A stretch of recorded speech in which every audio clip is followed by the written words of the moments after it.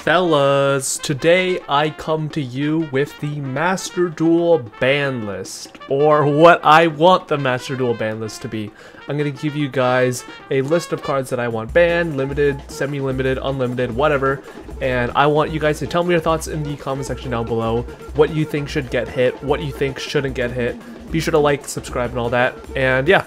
Let's get straight onto the banned cards. I got banned from events, and here's how it went down. So first we have Simorgh, Bird of Sovereignty, and you guys are going to notice a really common trend between all of these cards that I want banned, and it's sort of that they promote unfun gameplay in the form of introducing floodgates or literally being floodgates, and Simorgh is one of those cards. Tri-Brigade Lyrlisuc is one of, if not the best deck in the game right now, and Simorgh, Bird of Sovereignty really is just a killer of a card. Even if you do have hand traps to stop the UFD, you have negation to stop revolt searches, they still are able to end on Simorgh, Bird of Sovereignty in order to go into the Wind Barrier statue or the Apex Avian, and this card is just absolutely way too strong for what it does. It requires very little investment. It could be made with literally just like one card if you really want it to, and it's just way too easy and powerful of a payoff in a deck where there are so many must negates that even just letting one card slip through can still cost you the entire game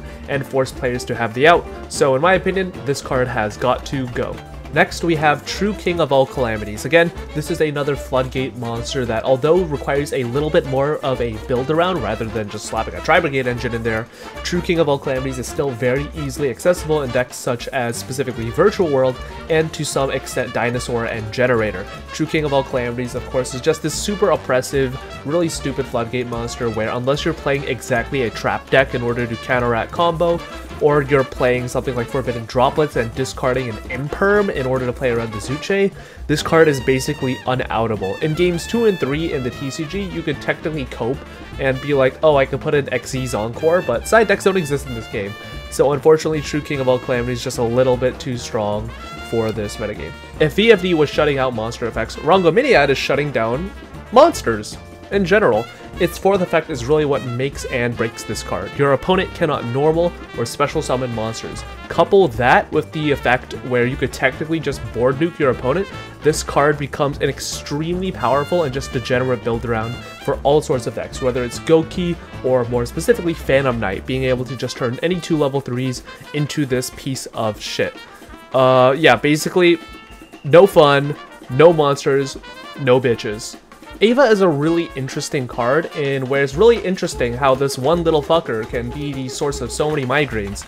It turns one card combos or one card combinations in the form of, say, Ultimateness or Orange Light into just being the most stupid shit on planet Earth. The fact that Ava can search starters, it turns Ultimateness into this basically unbeatable floodgate where it's literally negating every effect your opponent tries to activate.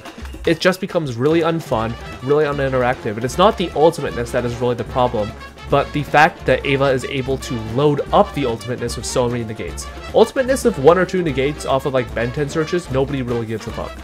Ultimateness with like 5 or 6 negates, that's where things start getting a little too goofy. And we've sort of tested it, and Ava is really just the prime culprit. Speaking of literal floodgates, we have the one, the only skill drain. A lot of people sort of are coping that, oh, it's good and it's bad in the TCG, so that means it's fine in Master Duel. It's bad in the TCG because we have sideboards and we have the Brave engine, most specifically the Draco back being able to bounce a skill drain. And skill drain in a best of 1 format where, you know, there is no sideboarding or Brave engine yet, really is just sort of speaking to the idea of, hey fucker, you better draw this out or you're gonna be in for a bad time under Eldritch Beatdown. It's just sort of just really uninteractive, unfun card that nobody really likes to play with or against, and that's why I feel like it should just go. Vanity's Emptiness is a really interesting card. Not a whole lot of people are talking about it the same way they're talking about cards like Skill Drain or stuff like Summon Limit in the same vein, even though Vanity's Emptiness is arguably the best floodgate overall. Neither player can special summon monsters, and if a card is sent from the deck or field to your graveyard, destroy this card. It's mainly not seen that much in decks for 3 specific reasons. One, it's a non-engine, just sort of random UR that you sort of have to hard craft, because, I mean, if you hard pull this, I mean, you're just better, I guess. But 2, it doesn't fit well into stun decks. Think about Eldritch and how that deck plays. You need to resolve your Scarlet Sanguines, you need to resolve your Conquistadors, and those play either into sending cards to the graveyard, because that's kind of what your deck needs, or special summoning monsters. And 3, this deck has a built-in way of destroying itself, and obviously if you're able to just like pop a card on your opponent's field to something like an MST that you're main decking because you're playing Striker and you're weird, I guess, the Vanities will destroy itself. But we do have one main argument for this card just not existing in general, and it's not just stun decks that don't really want cards to go to the graveyard, such as, you know, just like pure stun and never activating a pot, but it's the fact that you could play this in combo. Yes, obviously Vanities isn't really an extender or anything like that, but when you think about the cards that counteract combo that aren't spell or trap based, stuff like Kaijus, Lava Golem, etc., Vanity's Emptiness backed up by maybe like 1 or 2 negates is honestly more than enough to just steal an entire game. Like, this card is really degenerate in combo just as this really super sacky card, the same way cards like a Pointer of the Red Lotus or Solemn Judgment are in sideboards. This card, in my opinion, just has to go. Imperial Order falls under the same vein as Vanity's Emptiness, being just this sort of random one of UR that you have to sort of hardcraft for, but in my opinion, IO still, even in a game that's not as spell-centric as the TCG was when this card ended up getting banned, still is just this completely degenerate card that once it finds even just the tiniest of footholds to stand on, it will just dominate the meta as this dumb, stupid, sacky one-of that nobody wants to go against and nobody likes activating, but everyone plays it because it's so goddamn broken. Yeah, just get this card out of here while we still can, Konami. Please. And finally, we have the only non-floodgate hit and the last card on this list, Koa'ki Meiru Guardian. I prefer this hit to Block Dragon since it makes Adamancipator way less of a gamble pile slash deck, since you don't have to be throwing all your interruptions at the tuners and pray that they're not excavating this. I personally would prefer knowing what a deck is going to do, roughly more or less, and plan my interrupts against certain choke points within the combo, rather than just going, well, I guess I'm forced to waste an Ash Blossom on this Researcher because if I don't and they hit a Guardian, this card is basically going to be doing nothing anyways. And yeah, that's sort of my reasoning for every single banned card, or card that I do want banned. Let's get on to the limited list.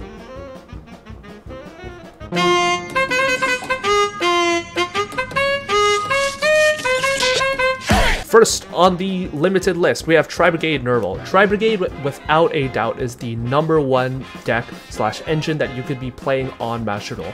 Tri-Brigade Zodiac is incredibly powerful. Tri-Brigade Lyrlisuc is an incredibly powerful combo deck, and Tri-Brigade Pure is playable, I guess. But if you look at Master Duel Meta's ranking tier list for just all the decks within the metagame, about 26 to 30% of the top decks are Tri-Brigade or Tri-Brigade variants. Like, that's just how powerful this engine is. And Nervall is one of the key problematic cards, being that it's not only a consistency tool in the form of, you know, just adding more cards, adding the Kuras, or adding whatever tri-type you may need, slash Tri-Brigade monster, you get the idea. It's also an extension tool in Bird Up, and it's also a follow-up tool thanks to Revolt. And I think that hitting the Nervall on the head is just, without a doubt, the best way to go with curbing the power level of Tri-Brigade without just flat-out killing it. Again, another Bird Up hit. Lyrlisuc Bird Call, again, is just an extremely powerful card. It's a Rhoda, it's a Foolish, it's a free special. I don't think I really need to explain why this card is just so powerful. Like, Bird Up is probably the best combo deck within Master Duel, alongside Drytron. It's just that good, it's just that powerful, and I think that it just really needs this limit without, again, flat out killing the deck, because if we wanted to really kill this deck, we would have to do a whole lot more, but I still want this deck to remain playable in at least some capacity, and I think that just limiting the overall consistency and recursion plays that this deck is able to have is definitely the route to go, rather than just like axing 3 cards. Now, Miscellaneousaurus is going to be a real hot take. I think Hasher is going to come to my house and like genuinely shoot me with a shotgun. Miscellaneousaurus is part of the dinosaur archetype, and it remains arguably the best card within the archetype next to UCT, where you're basically able to insulate all of your dinosaur plays and just dinosaur boards from any sort of interaction because they are now completely unaffected by your opponent's activated effects. This shit's a quick effect, by the way. Yeah, just absolutely busted. And although Dinosaur doesn't see a ton of representation on the ladder or at the competitive level, that's not entirely due because to the deck is bad per se. The deck is extremely powerful, but that's more of a factor in the deck is so expensive that nobody really wants to play it and invest literally like 30 URs into building one deck. Like, Dinosaur is just so expensive and an extremely complicated deck when you try to play it as a combo deck alongside of Denglong and the Yang Zings, that not a whole lot of people play it and see representation, although it does very much remain a very, very powerful combo deck just lurking beneath the water waiting for its chance to strike, and I want to take away its claws before it gets the chance to do so by limiting Misk. Again, just a really dumb sort of floodgatey card, and I do understand that it is essential to Dinosaur plays in some capacity, but do we really need a fucking Called by the Grave 4 through 6? I don't think so. And finally, we have Prank Kids Meow-Meow-Mu. Without a doubt, the most powerful Prank Kids monster, being able to turn this very, very terrible fusion sort of gimmick spam archetype into the link climbing fusion spamming machine that we know it as. And bringing Meow-Meow from 3 to 1 really does force players to ask the question of, do I want the ability to have very powerful follow-up plays, or do I want the ability to trigger my Battle Butler twice? And I really like having that dynamic found within the deck, rather than it just telling your opponent, you better kill me right now, or I'm gonna kill you, with a big rock, and probably an access code talker. And yeah, that's gonna be it for my limited cards. Let's go on to the semi-limited cards. Why is there only 2 Obedience Schooled in your deck? Why is there only 2 Obedience Schooled in your deck? The one and only semi-limited card on this list is Tri-Brigade Fraktall. Again, Tri-Brigade just an extremely powerful engine, and Tri-Brigade Fraktall, being a foolish burial for the archetype, I think is way too powerful at 3, but at 1 it literally just turns into Foolish Burial 2, and alongside like Bird Call, it just becomes this really weird mathematical equation of just like stupid ratios, and I think just leaving it at 2, where you could sort of play it and justify it alongside the same way as Kuros and sort of have like this 3-3-1-2 engine split, I think is completely fine and healthy overall for the game. Yeah, just Fraktall, extremely powerful card. Just try and again lower that overall Tri-Brigade power ceiling and consistency ceiling. Just again, this deck is like tier 0 for a reason. The number of the day is 3. Finally, onto the limits. ABC Dragon Buster is on this list because this archetype is not very good. APC is a really fun and interesting archetype, and it gets a lot of new support alongside the Brave engine and the Therion support that's coming out in probably next year. But ABC Dragon Buster at 1, this deck is just completely unplayable. You're forced to play cards like Die Gusto Emerald and Pot of Avarice in order just to recur multiple copies of your ABC Dragon Buster, because it does tribute itself and there's no real in-engine way to get it back, because the way the engine was designed, you sort of need a multiple of this card. And only having 1 really does just force ABC players, me included, to sort of play this really suboptimal deck and be forced to play really terrible cards and be pigeonholed into lines that really nobody wants to. Like, it's just so unfun and so terribly bricky and awful to play ABC Dragon Buster at 1. At 2 copies, it's infinitely better. At 3 copies, well, you're never really going to summon that 3rd copy, but that 2nd copy is just so essential to your plays that really, you just really need it. So yeah, ABC Dragon Buster to 3. This archetype is awful. I guess like the only thing annoying about it is that you could technically play Skill Drain under it, because ABC Dragon Buster can resolve under Skill Drain because you tribute it, but that's it. Like, this deck sucks. But it's funny though. Toadally Awesome was one of the 3 cards that was part of the Master Rule 5 Great Purge, where people became really scared that due to Master Rule 5's no need for Link Zones, you were able to basically spam infinitum like 50 XZs, 50 Synchros, and Toadally Awesome was one of the main culprits, or at least that's what Konami and everyone on yugioh Pro thought, because holy shit, this card is awful in any real capacity. It requires so many resources, it requires so much main deck space, it requires so many extenders and things just to go right, just to set up anything more than like double Toad. And in all honesty, that board isn't even that good because there's so many outs to it. The Battle Phase exists, Dark Ruler exists, Forbidden Droplet exists, Lava Golem exists. There's so many outs to monster entirely focused boards, that decks that are entirely monster based either have to play a dumb, super stupid gimmick in order to make that deck not lose to stuff like Forbidden Droplets of Dark Lure, such as Drytron playing the B Buster Drake in order to equip it onto the Herald of Ultimateness, or, you know, losing. So yeah, in my opinion, Toadally Awesome can definitely just come back to 3. It's just not a problem card, and I think people's fears of it being in any more than at 1 are really just over-justified. Trishula, Dragon of the Ice Spirit, is the second victim of the great banning. Again, people were mainly scared of cards such as Desynchro, but especially the Junk Speeder line. The Junk Speeder line is an incredibly powerful synchro line that allows you to basically summon 4 Synchrons from your deck, 4 to 5 Synchrons from your deck, and just basically go completely apeshit with the synchro lines and generic synchros of being able to draw infinite cards and basically loop your opponent for like 12. But I'm going to tell you this right now. That deck sucks. That deck loses to any negate at any point in the combo. It is miserable. Literally, if you Veiler the Junk Speeder, they will pass. If they do not have an out, they cannot play through it.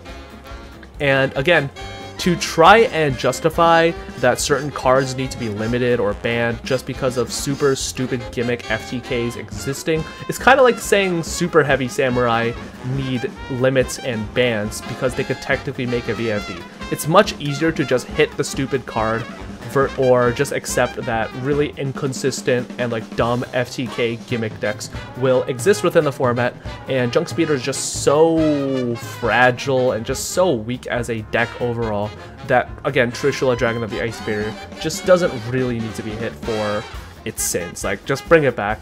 He wants to come home and take a long ice nap.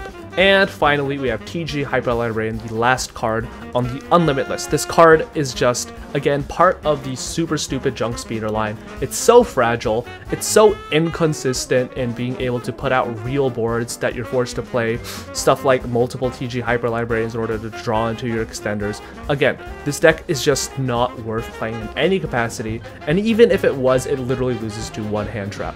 And again, if you're resolving a super stupid dumb combo line such as this one, which requires so many resources, you are probably going to win that game anyways. Again, just this card doesn't need to be worried about.